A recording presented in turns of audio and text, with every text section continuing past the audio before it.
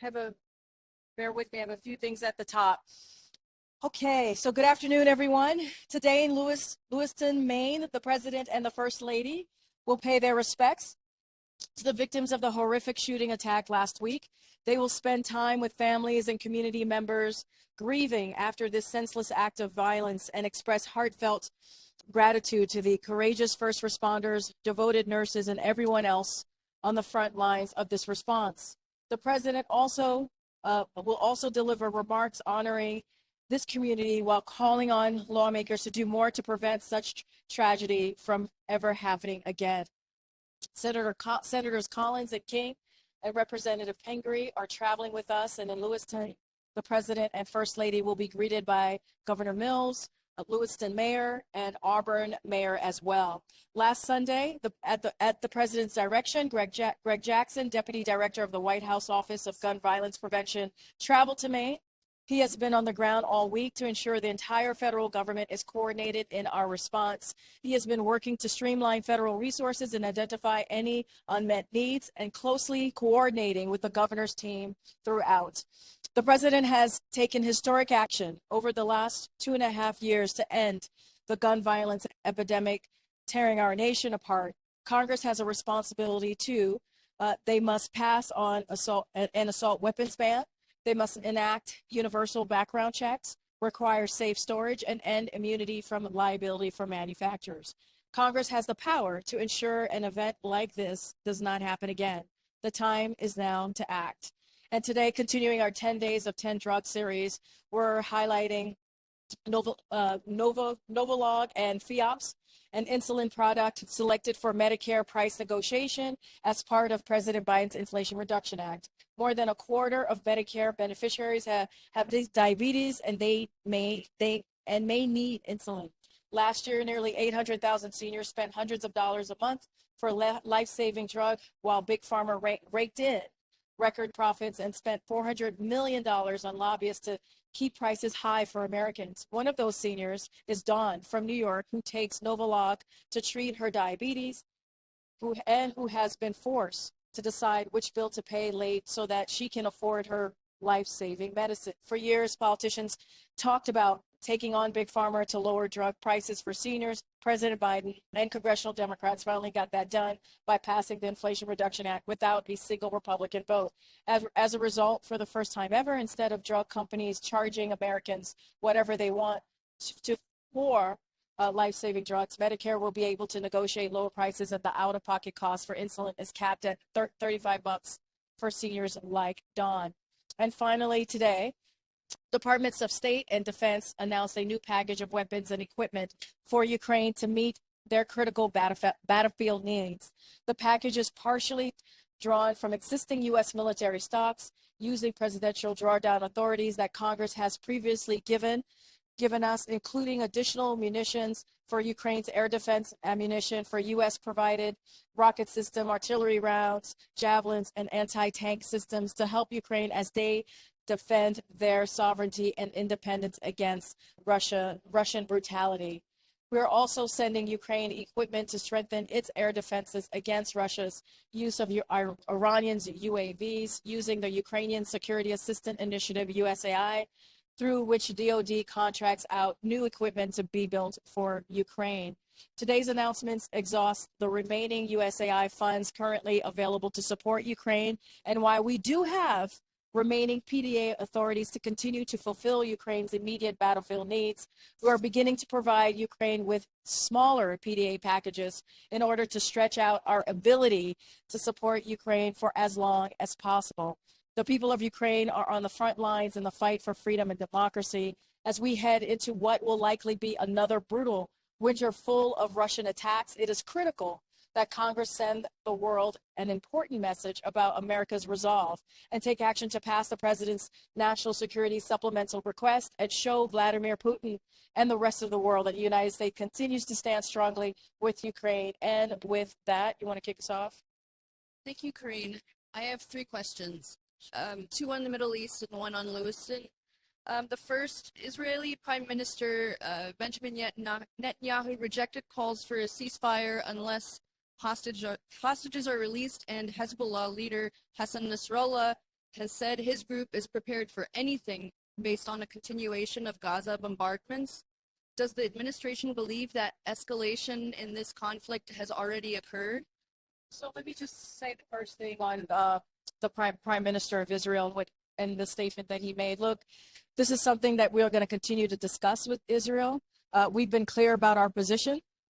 You've heard that from Secretary Blinken today, even, and why it could be valuable to have a pause to get aid in and hostages out. And so I'll leave it at that. I'm not going to get into private diplomatic conversations, but we've been very clear. Again, as you saw, the Secretary of State, Secretary Blinken, is in Israel right now. He's in the Middle East, and he spoke. He's been very clear about this. So I'll leave it at that. I'm not going to get into diplomatic conversation as it relates to the Hezbollah leader. So we obviously are aware of Hezbollah's leader's speech today. So we will not engage in a war of words. That's not what we're going to do from here on Air Force One or even at the podium. The United States does not seek escalation. We've been clear about that, or widening of the conflict that Hamas brought onto Israel. And so what I'll say is this, is that we and our partners have been clear. Hezbollah and other actors, state or non-state, should not take advantage of the ongoing conflict. This has the potential of becoming a bloodier war between Israel and Lebanon than 2006. So the United States does not want to see this conflict expand into Lebanon. The likely devastation for Lebanon and her people would be unimaginable and is avoidable. And so again, we've been very, very clear about that part as well. And you heard from the Secretary of State on these two things that I just laid out yesterday and again today. A quick question on Israel. Just the president's comments this morning when asked about bringing American hostages home. He said they're coming home. And we were just wondering if he was really striking an optimistic tone or if there is some kind of mass release being planned. So look, we've been very clear that getting Americans home who are being held hostage is a priority, and it has been a priority since these horrific events, since Hamas attacked Israel back on October 7th.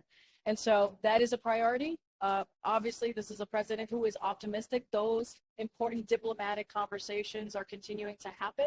As I mentioned, you see the secretary himself, Secretary of State, that he's in Israel today and is also going to be going to Jordan this weekend. So we're going to continue to be optimistic to make this a priority. We want to get the Americans and others who are being held hostage. We want to get them home to their families. Any plans of a mass release being planned? I mean, anything that you can share? I'm not going to get into diplomatic conversations. As you know, we were able to get the two Americans home, and they're now with their family. And so that was due to diplomatic conversations.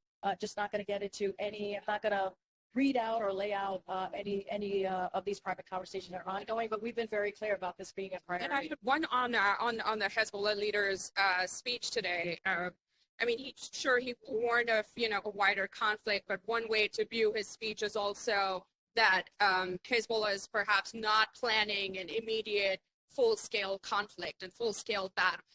Does the White House view it that way? I mean, look, that is something to ask the leader. That's not something. I'm not going to get into the leader's mind here. We've been very clear on our end that that is not something we want to see in the region.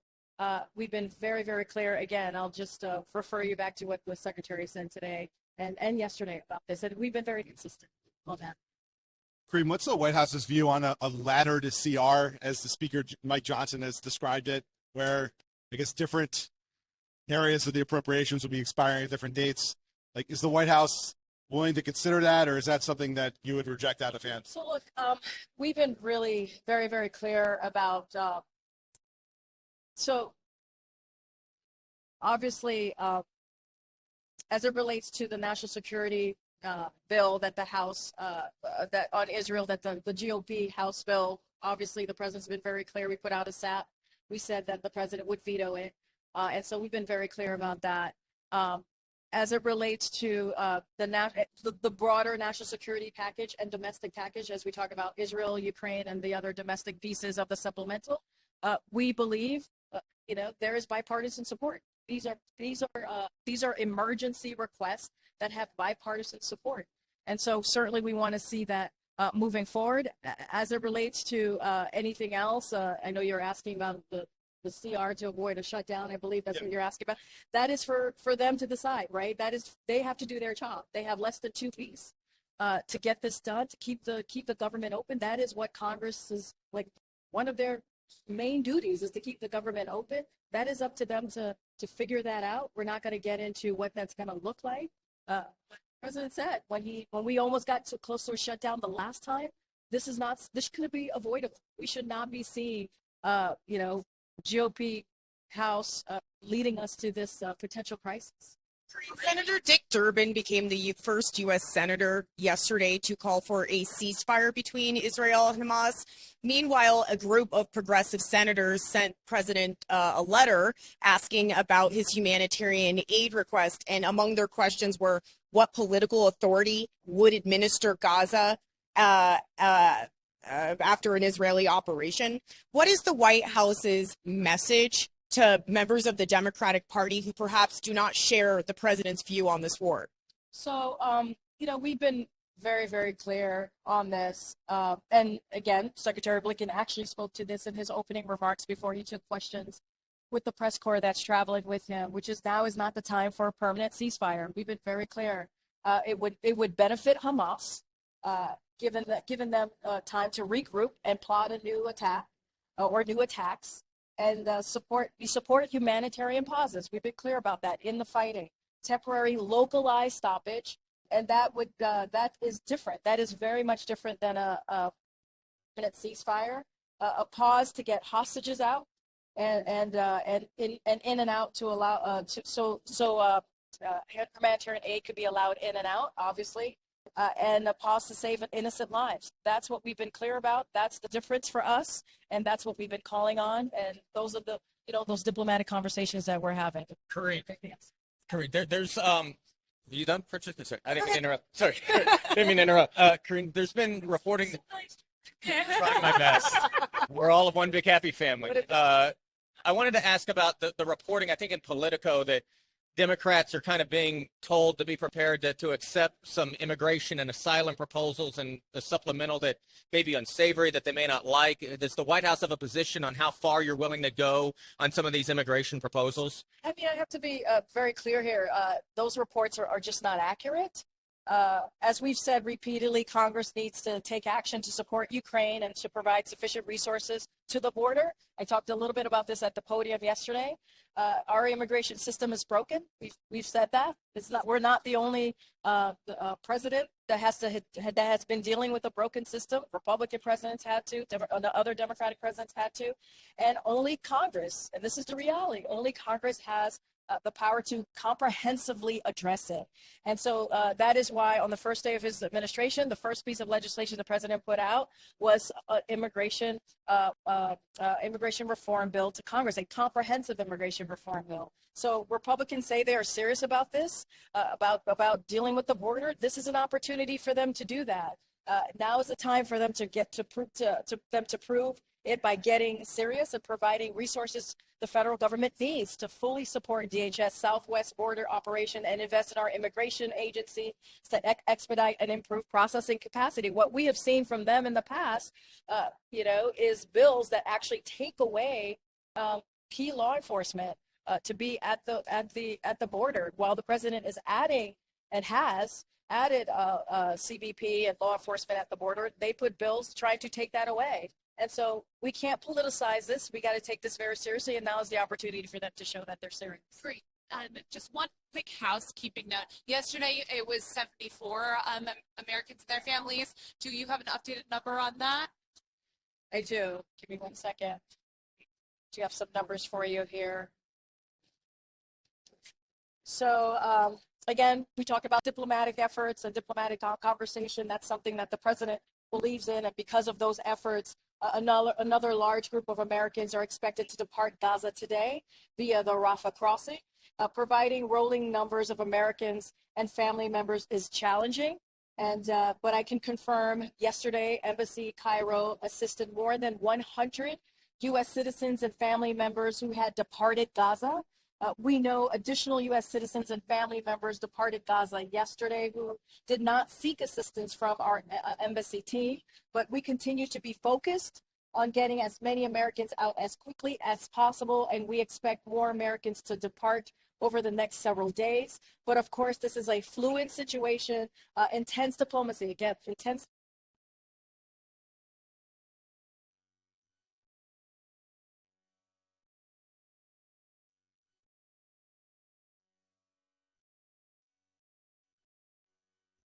And, the president have lots of meetings with Jewish leaders. When he had the meeting with Muslim leaders, he did that behind closed doors. Why hasn't he been more public with his meetings with Muslim leaders? We have been, look, we have said, I think I may have said this sometime this week, that the president and his administration has had direct outreach to the Muslim community, to the Arab and Palestinian Americans.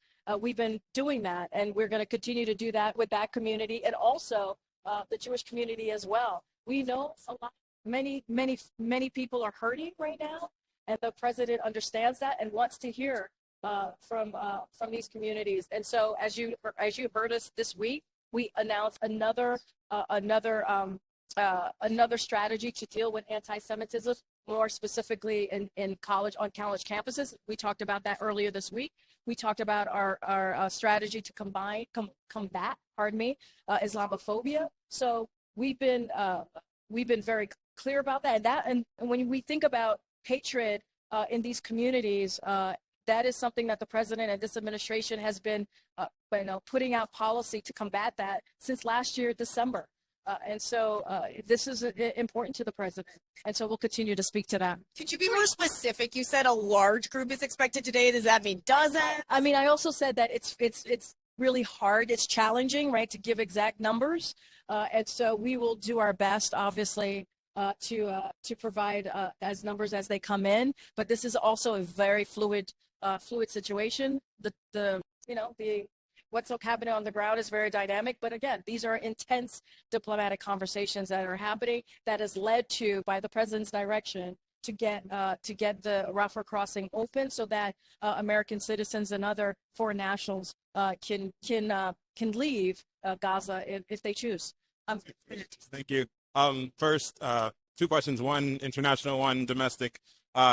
When it comes to Gaza, your messaging has been very clear about the ceasefire, about the need for a humanitarian pause. But even as you and the White House have been putting out this message, we've seen increasing numbers of Democrats calling for a ceasefire. So is there concern that your message is not getting through? Just today, we saw 50 members of the DNC write a letter to the president calling for a ceasefire. So is there any concern that the messaging specifically to members of your own party about the ceasefire is not working? Look, we're going to continue to be clear, right? We're going to continue to speak with complete clarity here. Let me just take a step back a little bit.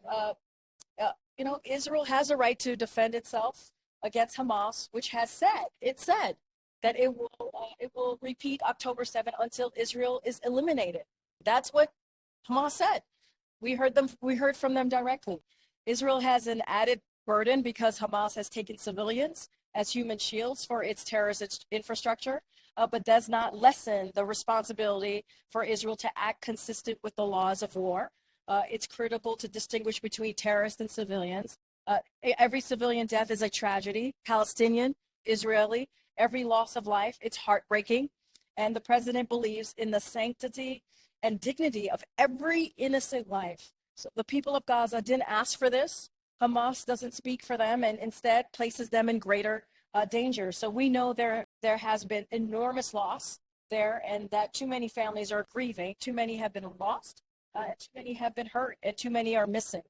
And we will continue to do everything that we can to get life-saving assistance to those who need it. And we've just been very, very clear about that. I know you said you had a domestic. On domestic, so we do have elections next week in Ohio, Virginia, Mississippi, Kentucky. We've heard the former President Obama, doing robocalls in Virginia. Is President Biden going to be involved in any of those elections? It's an upcoming election. Don't want to speak to the election on Tuesday. I would refer you to the DNC to ask to refer your questions to them. Ask anything specific about what the president might be doing.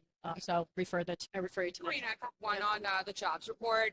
The Wall Street take on the numbers today is that growth is slowing and that at some point the Fed will take its foot off the brakes, potentially leading to more inflation.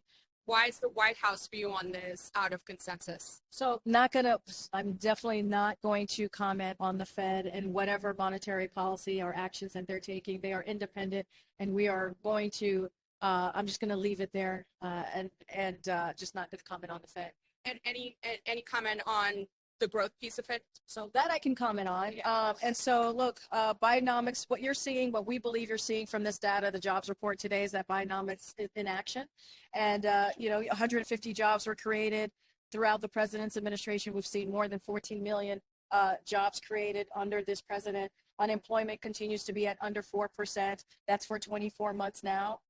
For the longest stretch for over 50 years. Remember, we always say you got to look at the trend. You hear that from Jared, you hear that from Lael. It's important to look at the trend.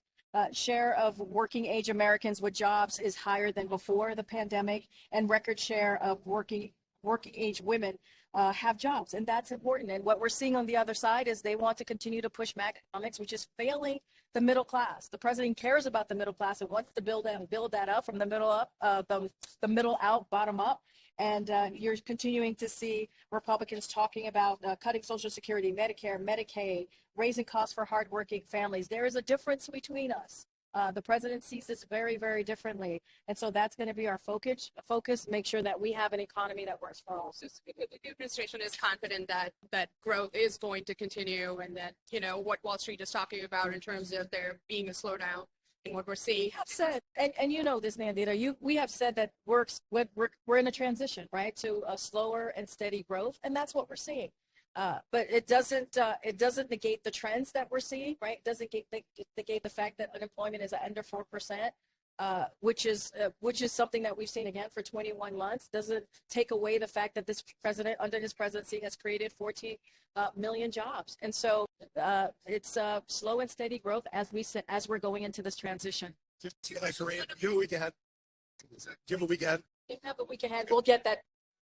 Questions on Maine, Karine. One, when you read off the folks who are traveling with the president today, it sounded like the entire Maine congressional delegation, except for Jared Golden, is on the plane. Does he plan to be president on the ground? So I don't have any update on his involvement for today. I could double back to make sure maybe we left him off. If not, if he's not here today, I would just refer you to his office. Sure. And does the president have any plans to push Congress to pass a national red flag law following the Maine shooting? I mean, look, we've been very clear about the red flag laws and how important that is. I was talking about it in our topper. He's directed the administration to improve public awareness of red flags in states that have them. There is more than $100 million in federal funding available right now for this purpose, thanks to the Bipartisan Safer Communities Act, to support that implementation. So that was one of the clearly important pieces of that act. The Justice Department also issued model red flag legislation to encourage more states to adopt these laws. And since the model legislation was released, Michigan, Minnesota have enacted red flag laws. So we recently convened a dozen states to encourage them to use federal funding to implement their red flag laws. So there's federal funding right now. Right. So for states to do this, it's, again, more than $100 million. We're going to continue to work with states to get this done, encourage them to move forward with the red flags law. Obviously, this is something that the president thinks is really important. He signed the act that had that provision in it. And so we're going to continue to work with states. But that's different than pushing Congress to do. Look, we've been very clear what we think Congress should do. Right. An assault weapons ban. Right. You'll hear that from the president today as he addressed the community. That's warning, lost way too many lives. One life is too many. And so we've been clear on what we believe, common sense gun reform. Obviously, the ban on assault law on assault weapons ban. And so these things are incredibly important. So that's what we're gonna focus on as it relates to red flag laws. There's funding right now for states to take that on. We're going to work with states to make sure that they enact that and encourage them to enact that in their own states, obviously. And so that's going to be our focus for now. this is the first mass shooting since the Office of Gun Violence Prevention has been stood up. What tangibly have you been able to do differently this time that you couldn't before? So, I mean, it's just been recent, right? As you just stated, that we just announced that office very, very recently. And what I would say is I've mentioned how Greg is on the ground and has been on the ground this whole entire week. I talked about this a little bit yesterday. Him being on the ground, having the office there actually helps them coordinate with the FBI and certainly DOJ to fix the victim services. That's really important because when something like this horrific event happens in a community, there's a lot of assistance that families and people need on the ground. So worked with HHS to deploy of behavioral health and public health staff support, coordinated the school reopening strategy with the Department of Education. As you know, the schools had to be shut down when they were searching for the shooter. Work with local leaders to support community-wide engagement and memorial events occurring in the wake of this tragedy. So look, there are things I think concretely able to do on the ground because of this office. The office has obviously a broader a broader action, which is trying to make sure that we are accelerating the more than 24 executive actions that the president has signed, and also the first in 30 years gun violence prevention law that the president signed last year. So there's still a lot of work to be done, but in order to save lives, Congress needs to do a lot more, and the president's going to call that out too as well. Do you think Congress has the appetite for an assault weapons ban given the Safer Communities Act's passage? Too many lives being lost. Too many lives being lost. And we're going to see that. We're going to see a community that's in mourning today. And the president, obviously the first lady, is going to be with him as we're there for this community, going to offer whatever resources are needed, and we're going to be with them as long as they need us. But this shouldn't be a conversation. The conversation, if they have an appetite, should not be a question. Really, it should not. They should be taking action. They meaning Republicans in Congress. They should have the appetite to try and save a life. Message be to these families today? Hear directly from him, pardon me. So certainly not going to get ahead of his message. I talked a little bit about it at the top. Certainly he's going to be there for them. Let them know that the federal government, that the Biden-Harris administration is there for them as long as it takes. Be that consoler in chief that he has been. And so, I'll let the president speak directly to what he'll say to the community. You'll hear from him. Thanks, Greg. Thanks, everyone. Thank you, Karine.